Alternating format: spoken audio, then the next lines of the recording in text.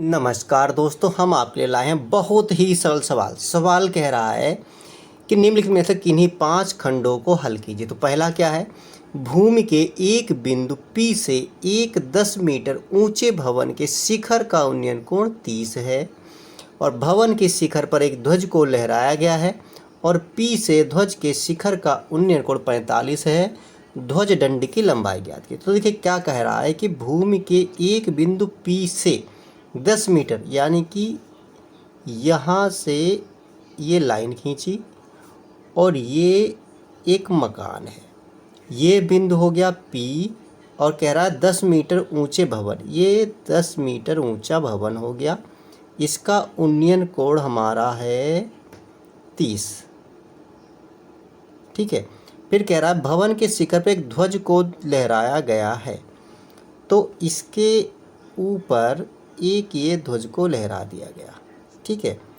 और P से ध्वज के शिखर का उन्नयन कोण 45 है। अब यहाँ से इसके सर का उन्नयन कोण ये पूरा कितना है, 45 है।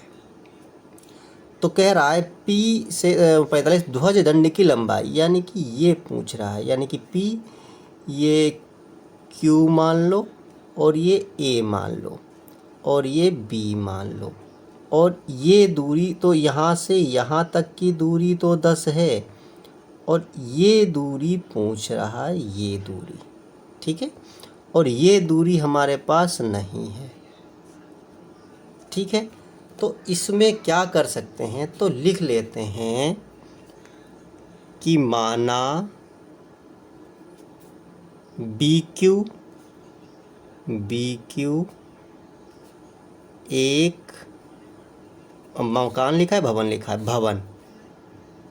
भवन है जिसकी ऊंचाई 10 मीटर है।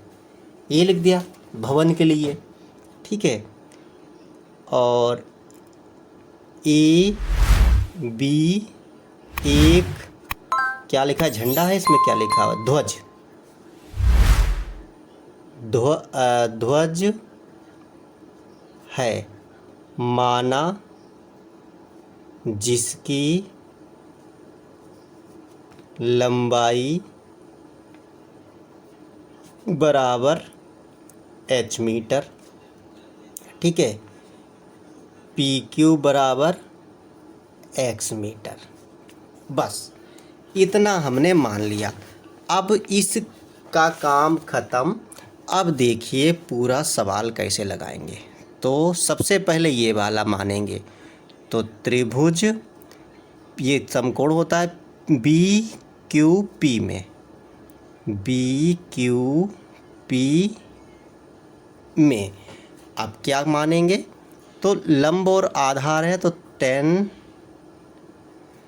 थीटा बराबर होता है लंब यानी कि BQ बटे PQ, लंब बटे आधार। तो tan थीटा हमारा कितना है, ये 30 अंश का कोण है, तो tan 30 बराबर BQ हमारा 10 मीटर है और PQ हमारा PQ ही रहने दो, चाहे कोई दिक्कत नहीं हो, चाहे x माना है तो मान लो, चलो x माना है तो रखी दो, कोई फ़र्क नहीं पड़ता। तो 30 का मान कितना होता है, 1/√3 और बराबर 10 बटे x, तो x ऊपर जाएगा, दिया हो जाएगा, तो x बराबर हो गया 10√3। x बराबर कितना हो गया, 10√3 हो गया। ये समीकरण हमने 1 मान लिया। ठीक है। पुनः अब दूसरा वाला त्रिभुज ले लो। दूसरा वाला त्रिभुज होगा AQP, त्रिभुज AQP में वही लिखेंगे tan थीटा बराबर, इसमें क्या क्या आएगा, AB plus BQ, AB plus BQ बटे में PQ, तो ऐसे ही रहेगा PQ। और अब की क्या है, tan 45 है, तो क्या लिखेंगे, 1045 बराबर ए बी का मान h है जो हमें निकालना है, बी क्यू का मान 10 है और पी क्यू का मान x माना है और x का मान निकाल चुके हैं 10√3। ठीक है, अब देखिए ध्यान से, इसका मान होता है 1, तो h + 10 बटे में ये इसको अभी x ही मान लो, क्यों इतना पंगा करो। ठीक है, बटे में x, तो x इक्न x बराबर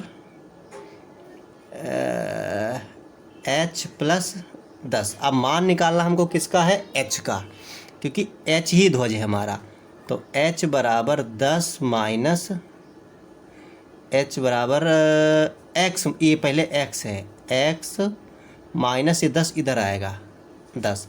अब x का मान रखो 10√3 माइनस का 10 और बराबर इसमें क्या होगा, √3 का मान क्या होता है